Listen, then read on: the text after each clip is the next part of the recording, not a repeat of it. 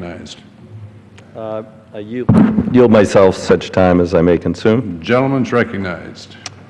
Well, I would start out by saying this feels like Groundhog Day, but I've already done that when we brought up these same bills multiple times in the past. I could start, as I did the last time we considered this package of bills, by reading a statement from the last time we debated these bills, and then pretend to get angry with my staff because they gave me a statement that's 8 months old. But I made that point the last time we debated this energy package on the floor. The House has passed nearly all the provisions in this bill at least 2 times. Now, I think most Americans still remember high school civics. The House passes a bill, they send it to the Senate. The Senate either takes it up or not. And if they do, then we work out our differences in a conference committee and send it to the President for signature. We just keep sending the same bills over to the Senate under the premise that somehow they will do something because it's been sent multiple times from the House. Hasn't worked in the past, won't work in the future. This package really also ignores reality. Producing more natural gas than we ever have, more oil than in over 25 years. We're projected to be the #1 oil producer in the world in the next few years. Meanwhile, thanks to a worldwide glut of oil gas, prices are going down. They're the lowest they've been this time of year since 2010, except perhaps in my state where we're getting price gouged because we don't have a refinery. If Republicans really cared about keeping gas prices down for American consumers, maybe they'd take a serious look at the fact that we're exporting 1.6 million barrels of gasoline and diesel every day. There is no shortage. We're exporting 1.6 million barrels a day. Yet truckers are paying extraordinarily high diesel prices because we're exporting more and more diesel and saying, well, you got to pay the same price they're going to pay in Europe. But inside the Beltway here, we don't really deal with facts and statistics very much. So today we'll take up and pass the same tired legislation for the second, third, or fourth time. So any Republican members who happen to be in a tough race can claim that they've been productive on this issue. But this is just an opportunity to check the energy box again and again, so you can try to get voters to check the box for these so-called energy experts on the ballot. But we're not legislating. Instead, we're wasting time and taxpayer money to put on a rerun show. So if you're going to do a rerun show, at the risk of sounding like a broken record, then I'm going to do the same. Every time we've come to the floor to debate another legislative fish wrap this summer, I have brought up the same issue: Western wildfires. Now, this poster shows Weed, California, or what's left of it. Wildfire destroyed half the town, over 150 homes.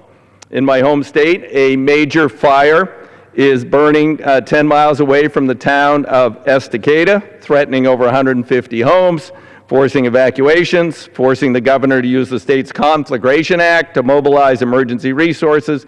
In the West, there are over 50 active fires burning, one in the Willamette Forest outside of Eugene. Springfield is costing $1 million a day at attempts to keep it from running toward a town. 2 days ago, the Forest Service said they have $179 million left for suppression.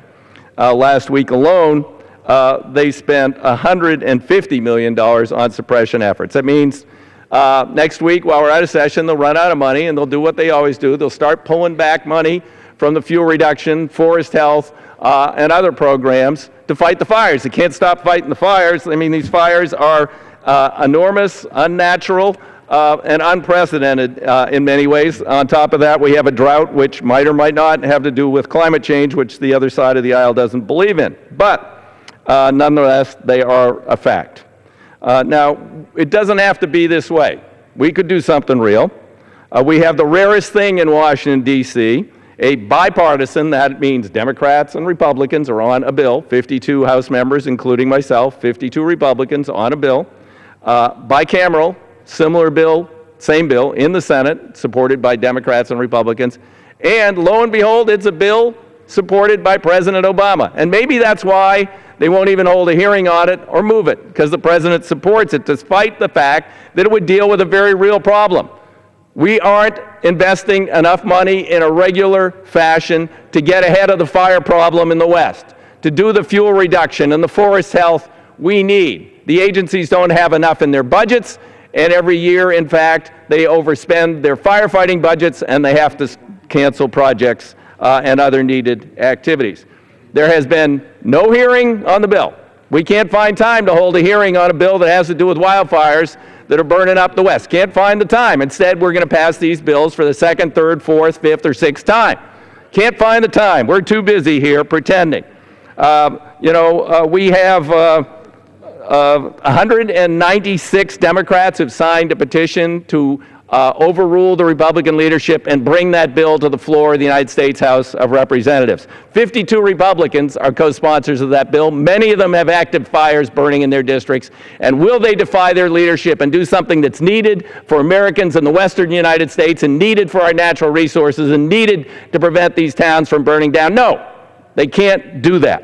They will not sign the petition. So here we are. Western communities are burning. You can pretty much step outside the door and smell the smoke from here.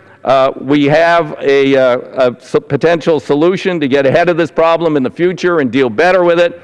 But instead, we're wasting time here today passing yet again bills that have already been passed, already been sent to the Senate, but we will send them over to the Senate again, and they can put them on the same stack of paper.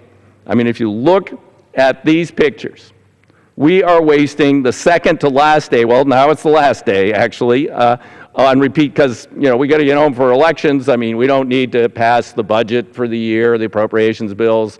We don't need to take more meaningful consideration of what we're getting into in the Middle East and spend more time on it. And we can't certainly find any time to deal with the wildfire issue.